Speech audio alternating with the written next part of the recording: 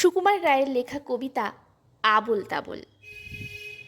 মেঘমুলুকে ঝাপসা রাতে, রামধনুকের আব ছায়াতে, তালবেতালে খেয়াল সুরে তান ধরেছি কণ্ঠপুরে। হেথায় নিষেধ নাই রে দাদা, নাই রে বাঁধন নাই রে বাধা। হেথায় রঙিন আকাশতলে স্বপন দোলা হাওয়ায় দোলে।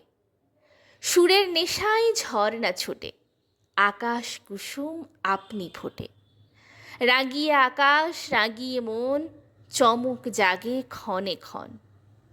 আজকে দাদা যাবার আগে বলবো যা মোর চিত্তে লাগে। নাই বা তাহার অর্থ হোক, নাই বা বুঝুক বেবাক লোক।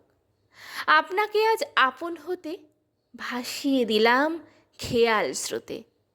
ছুটলে কথা থামায় কে, আজকে ঠেকায় আমায় কে। আজকে আমার মনের মাঝে ধাই ধপাধপ তবলা বাজে। রাম খটাখট ঘ্যাচাং ঘ্যাচ, কথায় কাটে কথার প্যাঁচ। আলোয় ঢাকা অন্ধকার, ঘণ্টা বাজে গন্ধে তার। গোপন প্রাণে স্বপন দূত, মঞ্চে নাচেন পঞ্চভূত। হ্যাংলা হাতি চ্যাং দোলা, শূন্যে তাদের ঠ্যাং তোলা।